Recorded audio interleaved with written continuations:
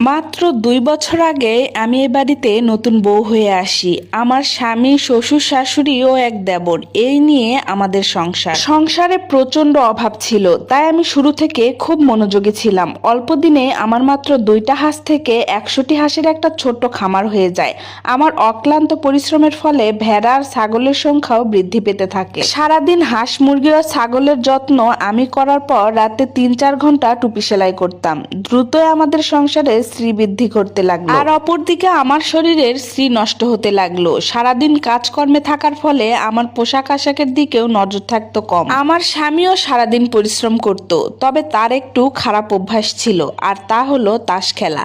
আমি কিছু বলতাম না, লোকটা সারাদিন পরিশ্রম করত, রাতে একটু বন্ধুদের সাথে তাস খেলে, এটা আবার এমন কি?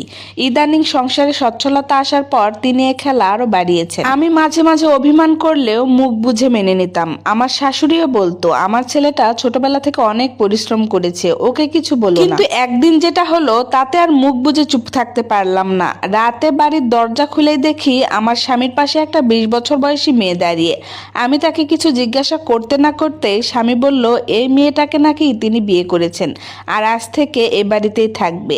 আমার মাথায় যেন আকাশ ভেঙে পড়লো। আমি কাঁদতে কাঁদতে আমার স্বামীকে যা তা বলতে লাগলাম। আমার স্বামীর মুখেও যেন খই ফুটতে লাগলো। আমি জানতে পারলাম আমি আর আগের মতো নেই। আমার শরীরে মাংস নেই, আমার কাপড় ময়লা, আমার গা থেকে ছাগল ভেড়ার গন্ধ পাওয়া যায়, আমার নাকি চেহারাও খারাপ হয়ে গেছে, ইত্যাদি ইত্যাদি। আমার গায়ে তীরের মতো তার কথাগুলো বিদ্ধ হতে লাগলো। যার সংসারের জন্য এত কিছু করলাম, খেয়ে না খেয়ে সংসারের এত উন্নতি করলাম, শেষে কিনা এই পরিণতি হলো আমার। আমি যে কি করব ভেবে পাচ্ছিলাম না। আমার শুধু মনে হলো তার গালে ঠাস করে একটা চর বসিয়ে বলে দিই, তোর সংসারের জন্যই আজ আমার এ হাল।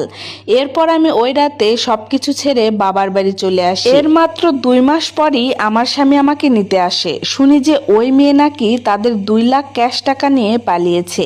আমার মন চাইলো ওই বাড়িতে আর না যাই, কিন্তু কি করব, আমি যে 4 মাসের অন্তঃসত্ত্বা। এই গল্প থেকে আমরা কি শিখলাম? সংসারের যত্নের পাশাপাশি সমান তালে নিজের শরীরের যত্নটাও নিতে হবে, না হলে আমাদেরও শেষ পরিণতিটা এই গল্পের মেয়েটার মতোই হতে পারে। আর কারো কোনো স্টোরি থাকলে আমাকে ইনবক্সে জানাতে পারেন, আমি আপনাদের স্টোরিগুলো শেয়ার করার চেষ্টা করব। আমার গল্পগুলো দেখে বুঝতেই পারছেন আমি এরকম শিক্ষামূলক গল্প দেওয়ার চেষ্টা করি। তো কেউ যদি গল্প পাঠাতে চান তো আমার গল্পগুলো আগে দেখে নেবেন আর এই টাইপের গল্প পাঠানোর চেষ্টা করবেন। আর আমার গল্পগুলো কেমন লাগে অবশ্যই কমেন্ট করে জানাবেন। আর যদি ভালো লাগে তাহলে লাইক, কমেন্ট, শেয়ার করতে ভুলবেন না। আজকের গল্প এ পর্যন্তই। আবারও আগামীতে নতুন কোনো গল্প নিয়ে আসবো ইনশাআল্লাহ। আজকের স্টোরি ক্রেডিট